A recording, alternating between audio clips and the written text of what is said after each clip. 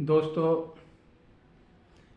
11 मई की सुबह social media को जब खोलो तो जगह जगह मदर्स डे दिखाई देता है। सबसे पहले तो मदर्स डे की मुबारकबाद उन लोगों को जिनकी माएँ अभी दुनिया में हैं। यकीनन ये एक ऐसा ख़जाना उनके पास है जिसका एहसास अक्सर माँ के जाने के बाद होता है। अब जब नाम मदर्स आया तो मुझे भी तसव्वुर गया अपनी माँ की तरफ, उसकी मोहब्बत की तरफ। और एक छोटा सा वाक़या बताता हूँ कि दौर था जब मैंने ग्रेजुएशन वगैरह किया, पोस्ट ग्रेजुएशन किया, और हर नौजवान की तरह एक ख्वाहिश कि चले अब रोज़गार की तलाश करें, कुछ रोज़ी रोटी का इंतज़ाम किया जाए। तो आखिर में ये तय पाया गया कि किसी महानगर की तरफ रुख किया जाए। तो जहाँ सहूलियतें मेरे लिए थीं, रिश्तेदार दोस्त थे, माँ बाप ने तय किया कि रोज़गार के लिए तुम बम्बई जाओ। मैंने तैयारी कर ली। मैं नौजवान था, बड़ा खुश था, महानगरी में जा रहा हूँ, चमक धमक की दुनिया में जा रहा हूँ। लेकिन वो दौर था जिसमें माँ बाप का परेशान होना लाजमी था, क्योंकि तब मोबाइल नहीं होता था, हर वक्त कनेक्टिविटी नहीं थी। बच्चा गया तो कैसा है, पहुंचने के बाद कैसा होगा, सिर्फ एसटीडी पीसीओ था, वो भी 200-250 रुपये पर मिनट, 2 मिनट के लग जाते थे।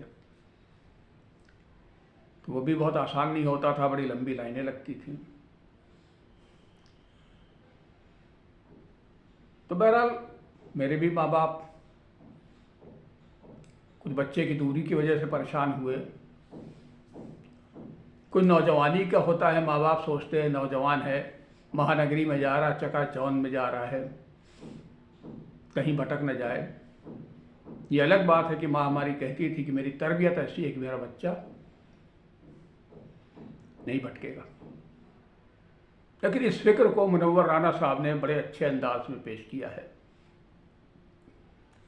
कहीं परदेश की रंगीनियों में खो नहीं जाना, कहीं परदेश की रंगीनियों में खो नहीं जाना, किसी ने घर से चलते वक्त यह वादा कराया है।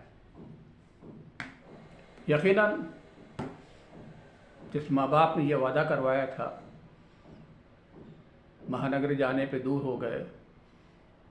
अब उनसे रिश्ता इतना ही रह गया कि कुछ कॉल, साल में 1-2 बार उनका आ जाना, साल में 1-2 बार मेरा आ जाना, बस इतना राब्ता उनसे रह गया। परदेश में उनकी भी बड़ी याद आती थी, लेकिन बहरहाल दूरियां अख्तियार करनी पड़ती हैं, सब्र करना पड़ता है। धीरे धीरे वक्त गुजरता गया। जब रिटायर हुआ तो लौट के अपने वतन आया।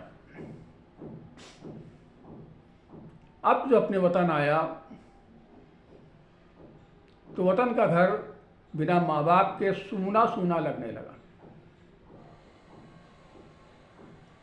जो रौनक माँ बाप के रहने से घर में रहती थी वो ख़त्म हो गई। ऐसा लगता था इस घर की रूह निकाल ली गई है, एक बेजान सा घर है। बस माँ बाप की यादें थीं, उन्हीं यादों के सहारे वतन में रहते थे। और जब भी वतन आता हूँ तो मुझे वो यादें माँ बाप की बहुत आती हैं।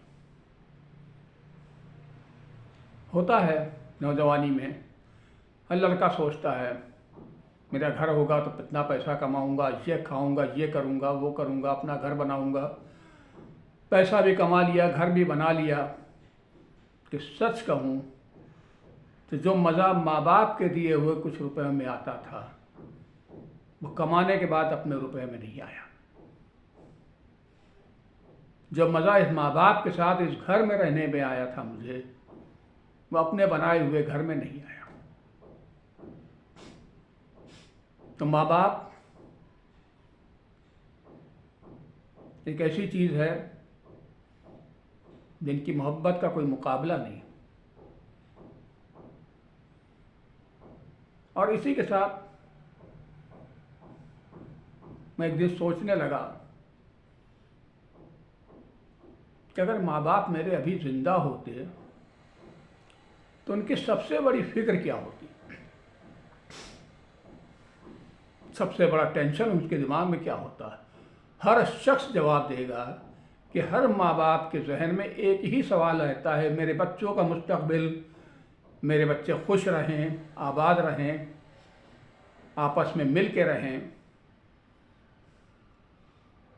इसके अलावा माँ बाप को कोई ख्वाहिश नहीं होती। माँ बाप अपने आराम की फिक्र नहीं करते हैं, वो बच्चों की खुशी के पीछे निछावर हैं। हर फिक्र, हर कदम उनके बच्चों की खुशी के पीछे रहता है। तो यहाँ ये भी बात भी सामने आई कि अगर माँ बाप जिंदा होते तो अपने बच्चों की फिक्र कर रहे होते। लोग अक्सर अपने माँ बाप के सवाब के लिए सूरह फातिहा पढ़ते हैं, मजलिसें करवाते हैं, सदक़े खैरात देते हैं, हज और ज़ियारत भी करवा देते हैं, बहुत कुछ करते हैं और करना भी चाहिए, यकीनन उसका फ़ायदा भी है। ये सब चीज़ें बरज़ख में उन्हें सहूलियत तो पैदा कर सकती हैं, उन्हें आराम कुछ वक्त के लिए दे सकती हैं, लेकिन दिल से खुशी अगर उन्हें पहुंचाना है तो उन्हें बस एक तोहफा दो। तुम्हारे जो माँ बाप, भाई बहन है तुम्हारे, अपने माँ बाप की जो औलादें हैं, उनसे मिल के रहो, एक दूसरे के मददगार हो, एक दूसरे का साथ दो, पैसे से, मशवरे से, ताकत से। कोई बच्चा उनका अकेला ना पड़ जाए। अब तक 4-5 बच्चे हैं और मिल के रहें तो कोई वजह नहीं है कि सारे बच्चे खुश ना रहें। कोई बच्चा कम होता है, माली हैसियत से कोई ज़्यादा होता है, कुछ अक्ल से बेहतर होता है, कुछ अक्ल से कम होता है, किसी के हालात बहुत अच्छे होते हैं, किसी के हालात नहीं अच्छे होते हैं। सब एक दूसरे को अगर सहारा देंगे तो मेरा ख्याल है कि माँ बाप को इससे बेहतर तोहफा आप कुछ नहीं दे सकते, क्योंकि माँ बाप की असल खुशी इसी में है कि उनके सारे बच्चे खुशहाल रहें, सब हिल मिल के रहें, आपस में मोहब्बत से रहें। बस ये फिक्र आपको देनी थी। और मुझे लगता है ये बहुत मुश्किल काम भी नहीं है, और हर औलाद जो अपने माँ बाप से मोहब्बत करता है वो अपने भाई बहनों से मोहब्बत करेगा, उनका सहारा बनेगा, उनकी गलतियों को माफ़ करेगा जैसे कि माँ बाप कर दिया करते थे। और इस तरह से जब दुनिया से जाएगा तो माँ बाप के सामने सुरखरू होकर बैठेगा, माँ बाप उसे गले लगाएंगे, ये मेरा बेटा आया है जिसने अपने सब भाई बहनों का ख्याल किया, ये मेरी बेटी आई है जिसने अपने सब भाई बहनों का ख्याल किया, और अल्लाह से उसके लिए दुआ करेंगे